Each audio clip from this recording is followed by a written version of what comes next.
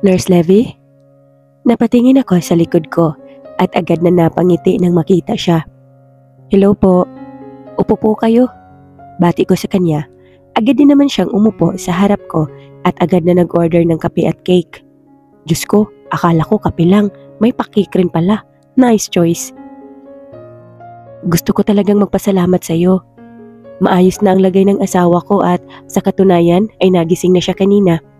Napangiti naman ako dahil mukhang sobrang pasalamat talaga siya. Wala po yun. Mahal na mahal niyo po talagang mag-ina niyo, no? Natatawang komento ko. He suddenly looked proud and happy. Sobra. Mahal na mahal ko ang asawa at anak ko. Tumango ako sa sinabi niya. Kinakabahan ako at hindi ko alam kung saan ako magsisimula sa pagtatanong. What if I'm just assuming things? Marami ang may apelyedong Esteban sa buong mundo. Saktong dumating ang order namin kaya't napatahimik kami. Can I know your name, sir? Magalang na tanong ko rito. Oo nga pala, hindi pa ako nakakapagpakilala. Ako nga pala si Thomas Esteban. I'm actually a police and I work at Intelligence Department. Nilahad nito ang kamay niya at agad ko naman iyong tinanggap. I'm Levy Divine Sandria. You can call me Nurse Levy or Nurse Devi. Sagot ko naman rito. Okay, Nurse Levy. Masayang sabi nito at binitawan na ang kamay kong nanlalamig. Uminom muna ako ng kape at pilit na pinapakalma ang sarili ko. Ilang taon na po palang anak ninyo? Kalma, Levy. Hanap ng magandang timing. Oh, she's 4 years old. Actually, feeling ko ay nagkukulang ako sa mag-ina ko. Kaya pasalamat ako sa iyo dahil nabigyan pa ako ng pagkakataon na makasama sila ng mas matagal. 8 years ago, ay natanggap ako sa trabaho sa Australia bilang isang miyembro ng Police Intelligence Unit nila. After 3 years lang ako nakauwi pero wala pa halos isang buwan ay pinabalik ako agad sa Australia para sa bagong assignment namin. Ngayong taon lang ulit ako nakabalik kaya't gusto kong makabawi sa kanila. Bakas ang lungkot sa mata nito. Ngunit masaya rin ito dahil nabigyan pa siya ng pangalawang pagkakataon. Sa totoo niyan, nung umalis ako 8 years ago, ay hindi maganda ang naging relasyon namin ng misis ko. Hindi rin maganda ang financial status namin noon. Mabuti na lamang ay nagkaayos din kami nang muli akong umuwi makalipas ang 3 taon. Mas lalong bumilis ang pintig ng puso ko sa mga naririnig ko. If I would assume and connect the dots, everything would make sense. Buong lakas kong pinigilan ang luhang nagbabadya sa mata ko. Hindi pa ako sure. Ayoko munang umiyak. May naging anak po ba kayo 8 years ago? Hindi ko mapigilang itanong. Biglang naglaho ang ngiti sa labi niya. Meron. Nakaalis na ako at nalaman ko na buntis siya. Dahil nga gipit ay hindi ako nakauwi ng Pilipinas. Nang manganak siya ay pinapadalhan niya ako ng mga litrato ng first baby namin. Sobrang saya ko. Babae ito, pero 1 taon na ang anak namin nang hindi na ito muling nagpadala ng mga litrato at nalaman ko na lang, wala na pala ito. Nagsimulang mamuo ang luha sa mga mata nito. Sorry po, I suddenly felt guilty. Paano kung hindi naman pala siya ang ama ni Rio? Napilitan pa siyang magkwento ng past nito. Kinuha ko ang kape ko sa lamesa at uminom dito. Ayos lang, naalala ko pa kung gaano ako kasaya noon. Pinangalanan namin siyang Ryuka. I felt frozen. Napatulala ako sa kanya. Did I just hear that right? The hot cup of coffee instantly fell from my hand. It spilled on the table and into my legs. I felt a stinging hot sensation on my lap, but my mind was blank and I can't seem to process what I heard. I expected this, but why the hell am I still shocked? Are you okay? I snapped back into reality when I saw him beside me, worried. Napatingin ako sa hita ko. Basang-basa ito ng kape at doon ko lang na-realize na ang init nun. Napatayo ako. Hindi ko na malaya na nakakuha na pala kami ng atensyon sa buong cafeteria. I'm okay. Can we go somewhere quiet? Nauna na akong maglakad. Nakita ko ang labis na pagtataka sa mukha niya pero sumunod agad ito sa akin. We landed in the hospital garden. Tahimik rito at malamig ang hangin. What happened? Are you okay? Kailangan... So you have a child named Ryuka? Pagpuputol ko sa sasabihin nito. Kunot no itong napatango. Bakit? He seemed so confused and puzzled. Lumapit ako sa kanya. I look at him, straight to the eye. Kinapa ko ang cellphone sa bulsa ko at agad na pumunta sa gallery. Tuluyan ng tumulo ang luha ko nang makita ang magandang litrato ni Rio nung mga panahong nasa beach kami kasama si Travis. Look at this. Inabot ko sa kanya ang cellphone ko at tinignan naman niya iyon. What's this? Who's this? Gulong-gulo siya. She's Rio. Rio Casteban. Mas lalong nakunot ang noon niya sa sinabi ko. What? Imposible. Matanda na ang batang ito para sa anak ko. She's just 7 years old. I heard my voice crack as my tears continued to flow across my face. Miss, hindi magandang biro yan. Halatang naiinis na ito. She's Rio Casteban, 7 years old, suffering from leukemia. She was under my care for almost 4 years. The first time I saw her is when I took my OJT here at Rockford Hospital, and she's one of the reasons why I wanted to be part of this hospital so bad. She was born with leukemia.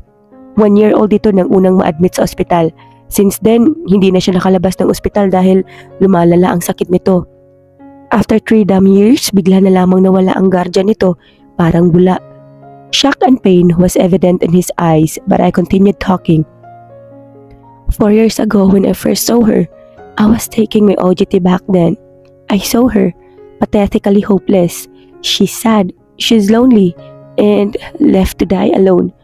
Could you even imagine how this poor little child endured 7 years of suffering without anyone, without a family beside her, to tell her everything's going to be alright? Malakas na pag-iyak ang pinapakawalan ko.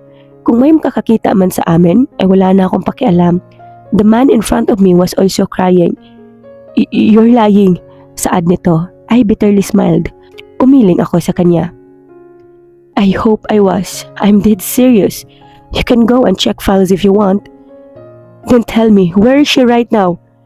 Pupuntahan ko siya. This pictures looks like it was just taken recently. Tell me where she is. Para malaman ko na nagsasabi ka ng totoo. Sigaw nito sa akin. Mas lalo akong naiyak. He looked broken and betrayed. He's hurt. Yumuko ako at umiling.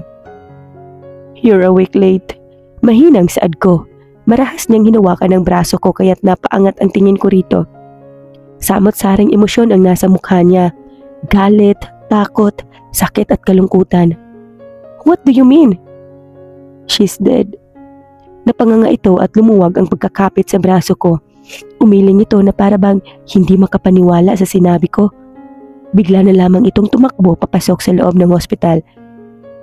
I found them, Rio. Bulong ko sa hangin. Biglang lumakas ang ihip ng hangin kaya't napayakap ako sa sarili ko.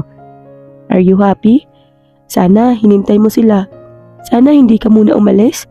Saad kong muli at tumingala sa langit habang patuloy ang pagpatak ng luha ko.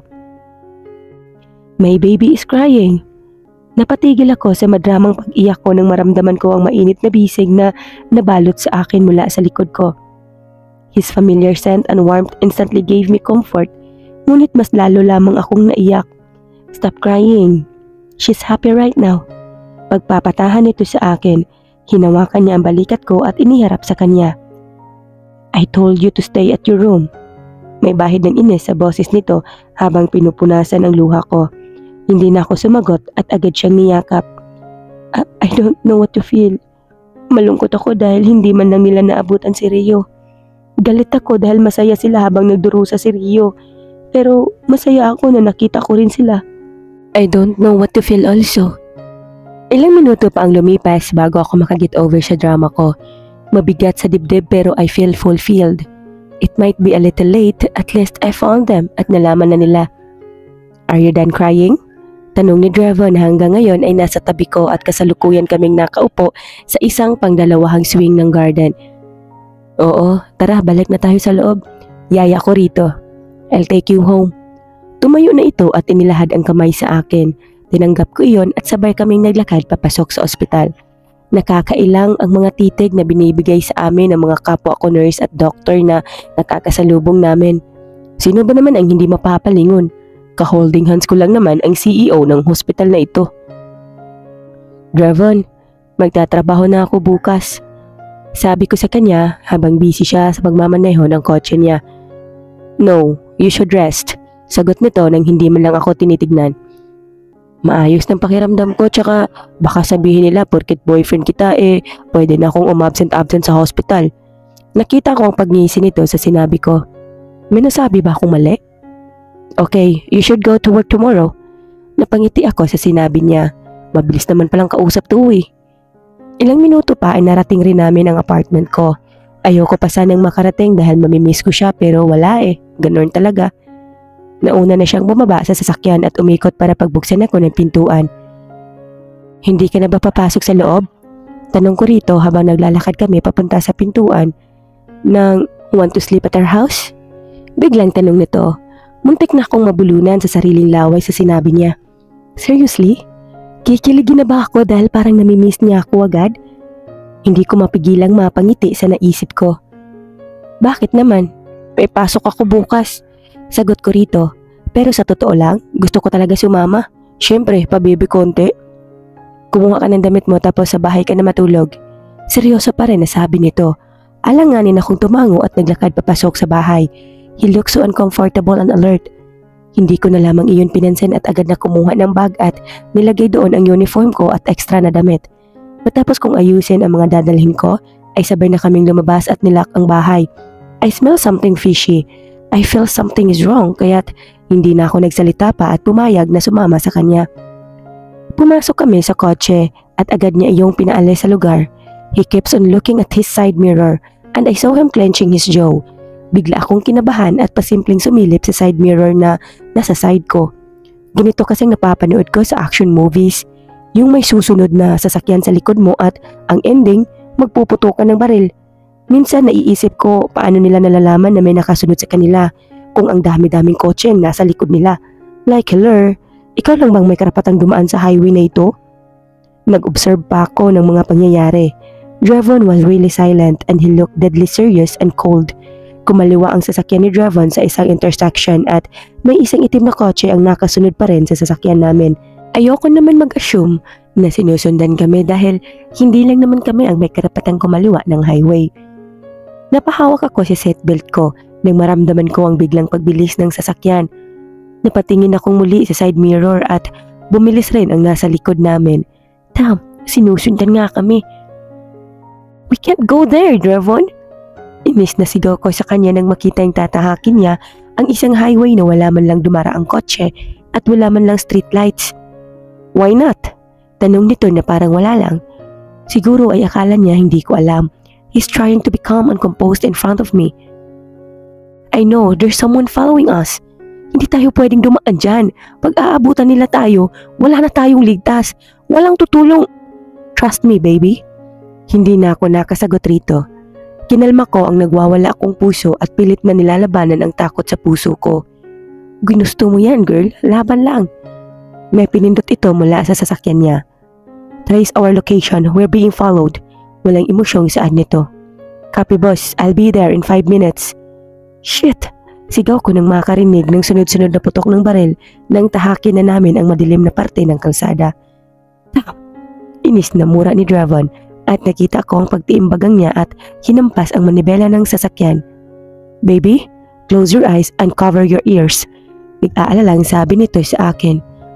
What are you going to do? Kinakabahang tanong ko. My hand was already trembling and my heart beats crazily fast. Just fucking close your eyes. He shouted at me. Wala sa sariling napasunod ako sa gusto niya. I closed my eyes and covered my ears. Hindi naman ito yung unang beses na sinigawan niya ako. Hindi rin naman ito yung unang beses na mapahamak kami. Pero feeling ko, first time pa rin. Natatakot pa rin ako. I may be covering my ears but I can still hear loud gunshots. Ang kaninang malakas na barilan ay tila na doble pa. It's so damn loud but I guess Drevon's car is bulletproof kaya't walang tumatagos na bala sa loob. I can't even cry. I'm just so terrified and shocked. Ano ba namang klaseng mundo itong napasukan ko? Sa dami-dami ba naman kasi ng tao na mamahalin, bakit yung may ganitong klaseng buhay pa? Kailangan talaga naming mag-usap ng puso ko mamaya para pangaralan siyang pumili ng maayos. Ilang minuto pa ang lumipas hanggang sa unti-unting humina ang bawat putukan. Unti-unti kong inalis ang kamay sa tenga ko at dinilat ang mata ko. We're heading at Rockford Subdivision. Pasimple akong tumingin kay Dravon. He's still mad and furious. Sabay kaming bumaba sa tapat ng mansyon nila. May mga sasakyan rin na nagpark sa likod ng kotse ni Dravon at lumabas doon si Zask at agad na lumapit kay Dravon. Tuloy-tuloy sila sa pagpasok sa mansyon at parang nakalimutan nila ang presensya ko. Who the fuck are they? Malamig at walang emosyong tanong ni Dravon. My men are still investigating that matter, sagot ni Zask. I want everyone dead. Napalunok ako sa sinabi ni Dravon. Bumilis ang tibok ng puso ko at sa hindi malamang dahilan ay nasasaktan ako. I know he's like this. I just can't accept the fact. Ang hirap tanggapin na nagmahal ako ng taong ganito. Walang puso at walang pakialam sa buhay ng tao. Copy, boss. Bahagyang yumuko si Zask bago tuluyang umalis. Tumingin pa siya sa akin at bahagyang tumango, tsaka siya naglakad palabas ng mansyon. Rebecca, take her to her room. May lumapit sa akin na isang halos kasing edad ko lamang na dalaga at kinuha ang gamit na dala ko. Tara na, ma'am. Aya nito sa akin. Napatingin ako kay Dravon. Hindi man lang siya tumingin sa akin at tuloy-tuloy sa paglalakad papasok sa kwarto niya. Sumunod na ako sa babae hanggang sa makapasok kami sa isang kwarto. Ito yung kwarto na ayaw buksan dati ni Dravon. Palagi ko ay ito yung kwarto na ginamit dati ni Natalia. Mukhang malinis naman ito at wala nang ibang gamit. Ma'am, ayos lang po ba kayo? Namumutla po kayo. Ha? Ayos lang, sagot ko. Sige ma'am, magpahinga na kayo. Ako nga pala si Rebecca. Tawagin niyo lang ako kapag may kailangan kayo. Lumabas na siya ng kwarto at naiwan na ako rito mag-isa. Parang ngayon lang nag-sink in sa akin lahat ng nangyari. Napasalampak ako sa sahig at napahawak sa puso ko. Sobrang bilis ng tibok nito sa hindi malamang dahilan. My hands were still trembling. I closed my eyes and calmed myself. Hingang malalim, Levi. Umpisa pa lang yan. Tumayo ako sa pagkakasalampak sa sahig at tinungo ang banyo. Sosyalin, may bathtub. Inalis ko ang lahat ng damit ko at agad na nagtungo sa bathtub. Tama, kailangan kong mag-relax at lunurin ang problema sa bathtub na ito. Hinayaan kong mapuno ang bathtub ng malamig na tubig. Nilagyan ko yun ng sabon na nakita ko sa tabi ng bathtub. I relaxed myself. Tama, i-enjoy mo na lang ang amenities sa bahay na ito kaysa problemahin ang problemang alam mo walang solusyon. Sa mga ganitong bathtub moments, mas nakaka-relax pag may sounds. Naisipan kong kunin ang cellphone sa damit na hinubad ko pero hindi pa ako nakakatayo sa bathtub ay may bagay akong na-realize. Pabagsak akong napasandal sa bathtub nang maalala kong hindi ko nakuha ang cellphone sa tatay ni Rio. Punyemes na araw to, pakamalas. Wala namang importanteng bagay sa cellphone na yun kaso may sentimental value yun sa akin. Galing yun sa unang sahod ko. What the hell talaga? Diyos ko, Levi, pakatanga naman, girl. Inis na saad ko sa sarili. Ilang minuto pa akong nagbabad sa bathtub bago ako naligo ng tuluyan. Nagtapis ako ng tuwalya at tuluyang lumabas sa banyo. Halos mapatalon ako nang makita ang lalaking prenteng nakaupo sa kama ko habang nagbabasa ng libro. Anong ginagawa mo rito? Napatingin naman ito sa akin na tila gulat na gulat din. Levi? Gulat na saad nito. Napatayo pa ito at nahulog ang hawak nitong libro. Bakit ka nandito? Tanong kong muli. Ha? Hindi ko naman alam na nandito ka pala. Madami kasing magagandang libro dito sa kwarto na ito kaya't madalas ako rito tumambay. Paliwanag nito habang tinuturo ang bookshelf na madaming ang libro. Talaga lang ha? Pag-aasar ko rito. Bigla naman siyang namula at napalunok kaya't nakangisi akong lumapit sa kanya. Mas mukha pa siyang nataranta at sunod-sunod na napalunok. Ano pa ba? Parang kinakabahang tanong nito. Mahilig ka pala sa libro, Site?